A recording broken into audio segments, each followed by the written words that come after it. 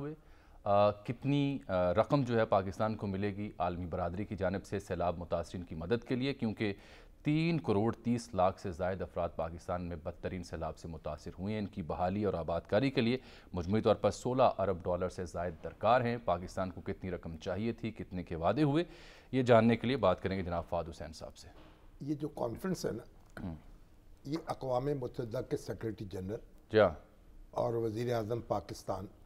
دونوں نے مل کر طلب کی تھی۔ اس میں تمام جو بین الاقوامی طاقتیں ہیں ان کے نمائندے موجود تھے، ڈونر ایجنسیز موجود تھیں، بین الاقوامی بینک کے نمائندے موجود تھے۔ تو پاکستان کا ہدف یہ تھا کہ $16 ارب درکار ہوں گے کوئی 3 سال سے 4 سال کے دوران ان لوگوں کی آبادکاری، علاقوں کی جو بحالی کے لیے،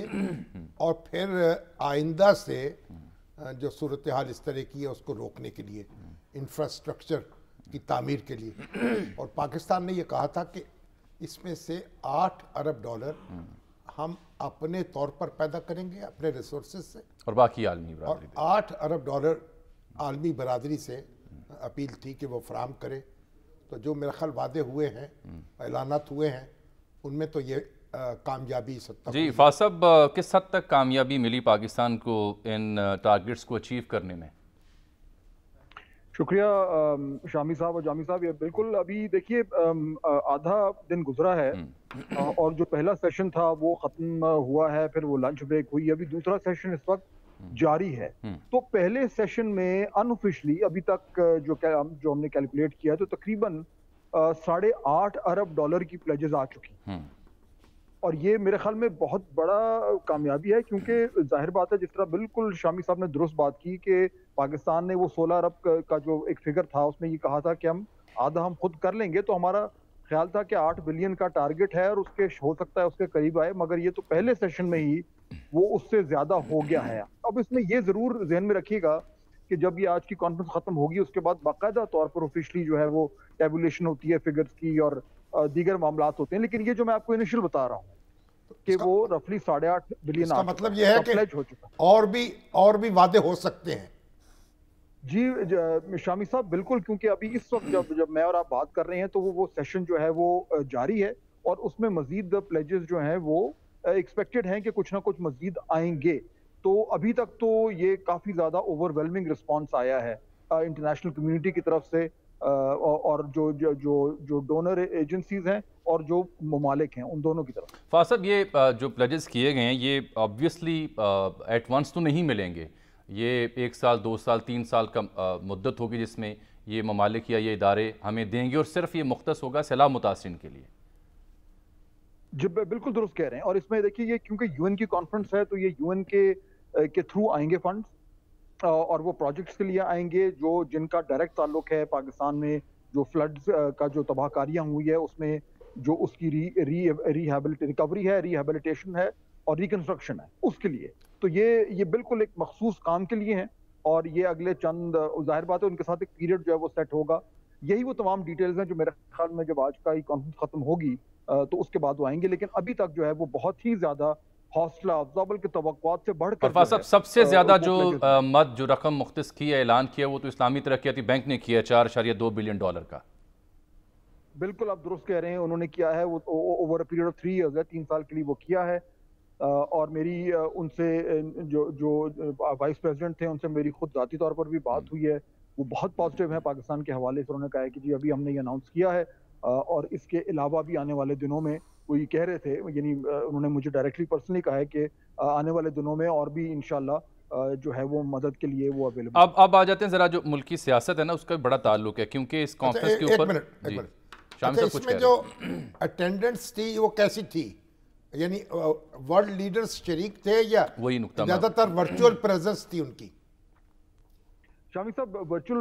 اناؤنسمنٹس ہمارے پاس آئی ہیں، جو تقاریر تھیں یا جو ان کے ایڈریس تھے، فرینچ پریزیڈنٹ نے بھی کیا ہے، جو ٹرکش پریزیڈنٹ ہیں انہوں نے بھی کیا ہے، اور ناروے کے پرائم منسٹر نے بھی کیا ہے۔ اس کے علاوہ بہت سارے جو ہے وہ سینئر منسٹرز یہاں پہ بذات خود موجود ہیں، اور جہاں تک کنٹریز کا تعلق ہے تو بڑی وائڈ رینجنگ ریپرزنٹیشن ہوئی ہے۔ اچھا یہ نقطہ اس لیے بھی شامی صاحب اٹھا رہے ہیں فواز صاحب، یہ نقطہ اس لیے بھی شامی صاحب اٹھا رہے ہیں اور میں بھی آپ سے پوچھنا چاہ رہا ہوں کیونکہ ہوا یہ ہے کہ فواد چوہے صاحب نے یہ کہا ہے کہ ڈونر کانفرنس تھی، میزبان فرانس نے صرف $10 ملین دی، انہوں نے ٹویٹ کیا ہوا ہے، اور ایک بھی اہم لیڈر جو اس کانفرنس میں شریک نہیں ہے۔ اگر ساری کانفرنس ویڈیو لنک پر ہی کرنی تھی تو جنیوا جانے کی کیا ضرورت تھی؟ پیسے تو آئے نہیں، لیکن کئی لاکھ ڈالر وزیر اعظم اور ان کی کابینہ کے دورے پر لگ گئے، یہ ان کا اعتراض ہے۔ فواد چودھری صاحب جو ہیں وہ ان کو میں رسپونڈ نہیں کرنا چاہتا، لیکن $8.5 ارب کی پلیجز آ گئی ہیں،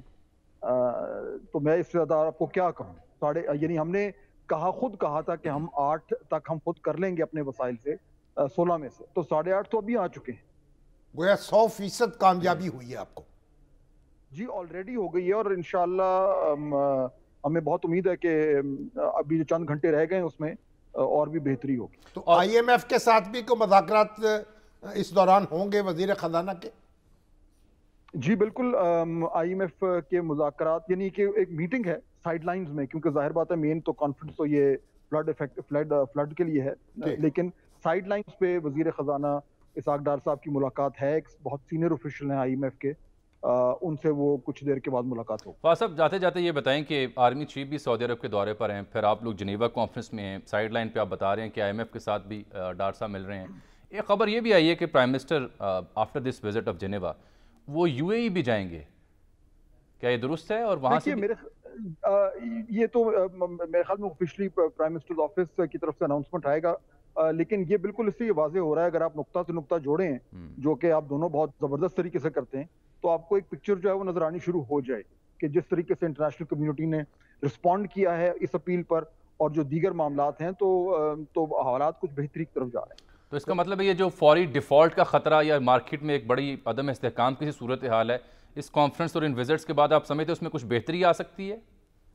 جی میں بہت پر امید ہوں کہ انشاءاللہ بہت بہتری آئے گی، سینٹیمنٹ بھی بہتر ہوگا اور ادروائز بھی بہتری ہے۔ ٹھیک، بہت شکریہ جناب فہد حسین صاحب تھے، کانفرنس میں شریک ہی تھے، ہم نے گزارش کی تھی آپ تھوڑا وقت دیں تاکہ آفیشلی ناظرین جو ہیں کسی ذمہ دار سے سن سکیں کہ وہاں ہو کیا رہا ہے، تو وہ باہر ہی آئے تھے کانفرنس سے ہال سے باہر آ کے، جو پاکستان کا ہدف تھا وہ تو حاصل کر لیا انہوں نے، اس میں تو کوئی شبہ نہیں۔ اور ظاہر ہے کہ جب کانفرنس ہوتی ہے اس طرح کی تو اس سے پہلے ایک کام بھی ہو چکا ہوتا ہے نا، لوگوں سے رابطے ہو چکے ہوتے ہیں، اداروں سے بھی، ممالک سے بھی، تو یہ بڑی اچھی بات ہے کہ جو پاکستان کے دوست ممالک ہیں وہ پاکستان کے ساتھ کھڑے ہیں اور پاکستان کے جو مشکلات درپیش ہیں انشاءاللہ اس سے نکل جائیں گے۔ مشکلات تو پھر ہوتی ہیں، جہاں بچتی ہیں شہنائیاں وہاں ماتم بھی ہوتے ہیں، فلک نے جن کو عیش بخشے ہیں انہی کو غم بھی ہوتے ہیں، تو یہ نشیب و فراز ہے۔